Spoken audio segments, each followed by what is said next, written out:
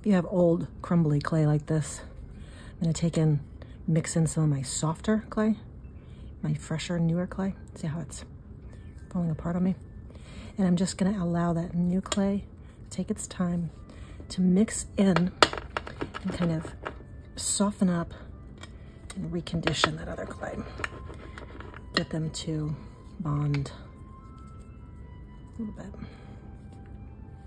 So it's just a way that you can take older crumbly clay. You can do this with any kind of clay that you have that you still want to use. And if you have clay softener from like Kato, I love their clay softener. I use that a lot. That would work really well for this also, because it conditions your clay and makes it usable again.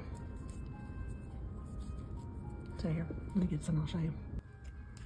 Okay, so this is what the Kato bar is. It's, you know, seen better days, obviously, what it looks like in the package. And I cut just a little bit off, and I'm gonna take this old, see how it's just crumbling and dry and it's like falling apart and it's really, really hard. So take a little bit of that. And then just, I'm gonna chop these pieces up. Try and change their location a little bit of where I get that in there, and just start mixing it up. Big roller, force it in there together.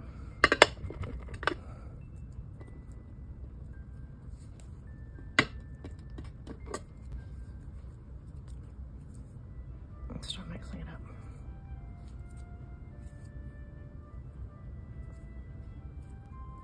And before I know it, this clay will be nice and soft again.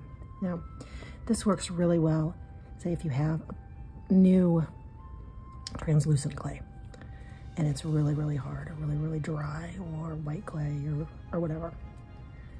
And just, not necessarily clay you've already used. It works really well with new clay as well. It's not pigmented, it doesn't have any tint to it, so you can use it with your other clays. Be careful if you use it with translucent clay. However, I have found that if I use too much, it can make it a little bit more opaque than I want it to be. But you see the difference already? If I just sat here and tried to work this, I'd be sitting here forever. Because it just doesn't want to have any part of going back together. So, see the difference? There you go. Just a thought for you. This clay will be usable again. And I could get that clay usable, but it sure is nice to have that conditioning bar. Sometimes it makes your life easier, quicker, and simpler. And yes, it does look a little bit lighter now, but really and truly it doesn't change the color when you're putting it into a